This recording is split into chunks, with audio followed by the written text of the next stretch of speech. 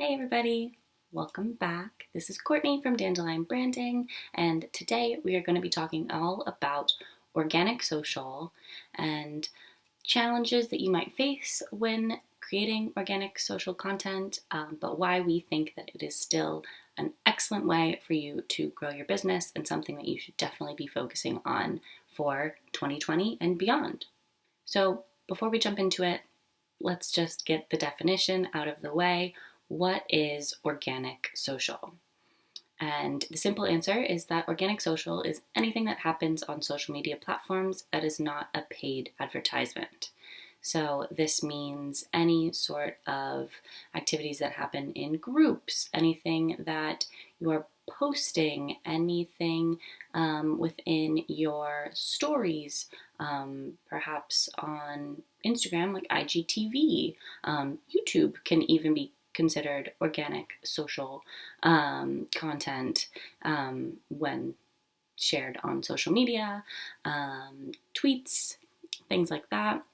Anything on any of those platforms that is not paid, essentially.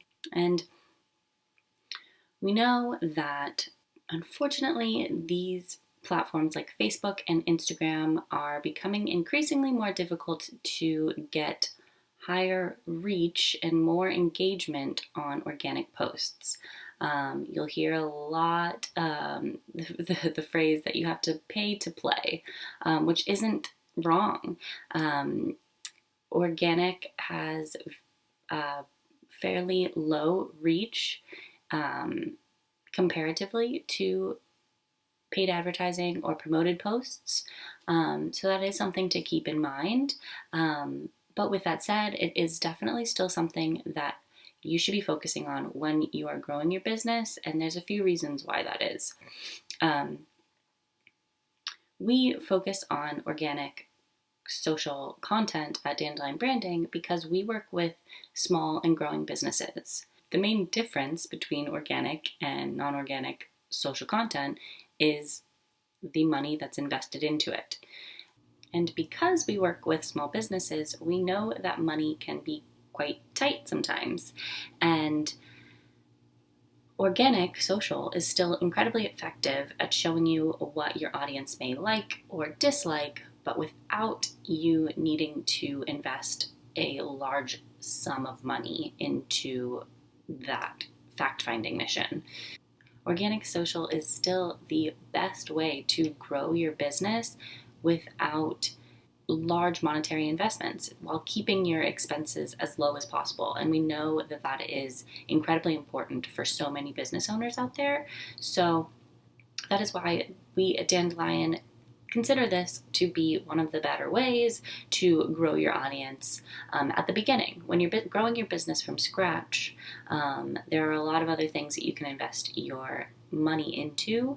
And so paid advertising is certainly something that you can use at certain times in order to grow and scale your business. And there's absolutely effective ways in which that can be done.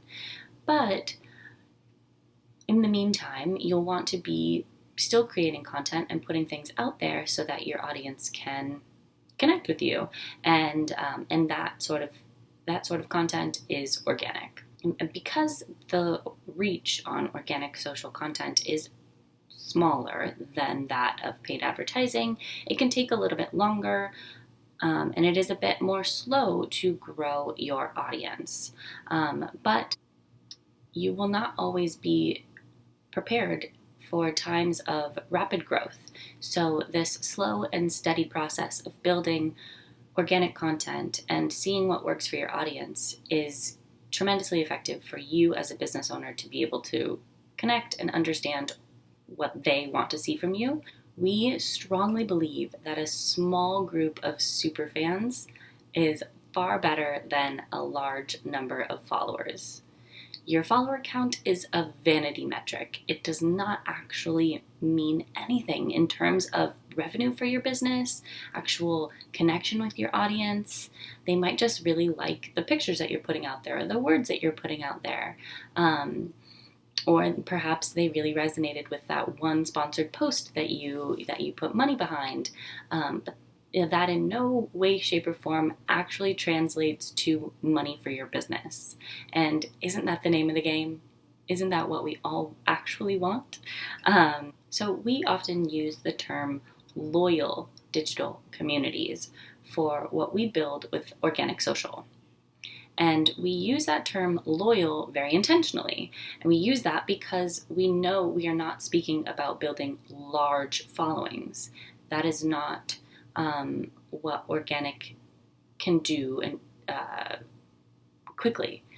There is absolutely a possibility for growing a large audience organically over time, but it typically does not happen quickly.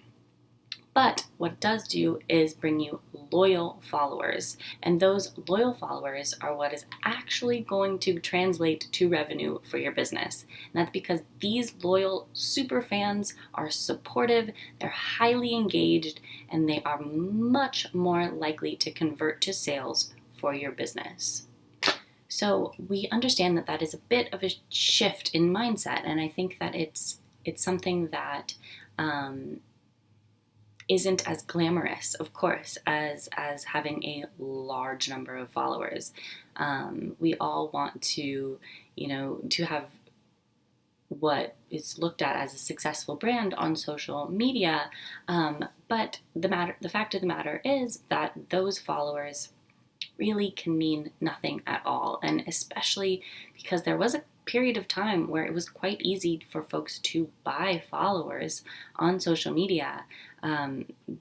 This number really does not actually mean anything. So we are definitely of the mind that people should try their best to put their follower count out of their goal set and should really focus more on engagement and seeing actual tangible things that have happened through your organic posts. Like, are people clicking through? Are people actually getting to your website through those posts? Are they then making purchases? These are sort of the metrics that we find are far more effective at showing you how your audience enjoys interacting with you as a brand. Because organic is slower, it can be a bit more challenging in seeing some of those immediate results when you're looking at your metrics. And so it does definitely take time in order to sort of test different things, different marketing initiatives, and really seeing the effectiveness of those different initiatives over time. So we encourage you to take your time when it comes to testing and analyzing the different ways in which you are marketing organically on social. Don't make decisions hastily.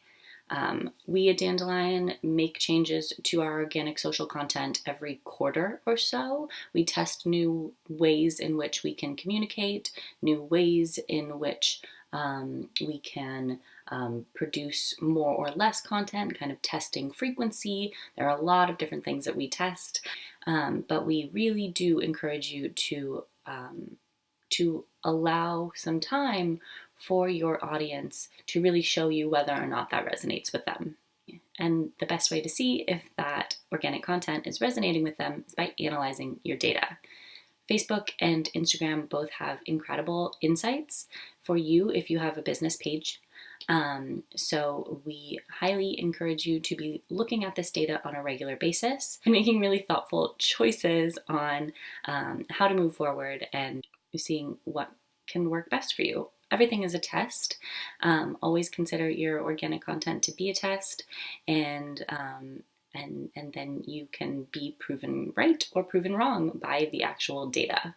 And in this week's blog post, Aubrey laid out a bunch of different ways in which you can analyze that data and the key metrics that you need to be tracking on a regular basis. So definitely check out that article for the specifics because it is just absolutely loaded full of information. And so not only are those vanity metrics good things to be tracking, but you definitely want to be tracking some more granular data as well, because that's going to give you more information on whether or not folks are taking action from your posts rather than just liking or following. Pulling this data on a regular basis so that you're seeing over time what's happening on organic social. Is going to be tremendously beneficial in order for you to make decisions long term. So, like I mentioned, we don't advise that you make changes on a weekly basis. If you're checking the data weekly, you need to allow several weeks of time in order to truly have the best idea of how the things are working for you. Making changes week over week is never going to give you enough data. That is way too small of a sample size. That is not an effective way to test and analyze and make data-based decisions for your business. Time is really your friend here. And we know that that's a tough thing to sit through if things are not working as you had hoped. So we recognize that that is quite a challenge, but please be patient. Patience is such a virtue when it comes to running a business. And so by utilizing the metrics as mentioned in our blog, which I will have linked below, you'll want to analyze that on a very regular basis, probably weekly. If you're not posting as frequently, maybe monthly is okay. But then actually going back and looking at how things have shifted over time, and then making decisions on any adjustments on perhaps a larger timeline, like every quarter or every year. You will base those decisions on how you will move forward with your business on the data that you've collected. Definitely check out our blog. It's going to be really helpful for you in this process. Feel free to reach out to us, info@dandelionbranding.com. We are definitely always happy to help folks. If you're confused by the data that you're seeing, or you're just sort of unsure on where to start, don't hesitate to reach out. We're always happy to help. So I hope this video was helpful for you, and we will talk to you next time. Thanks so much for watching.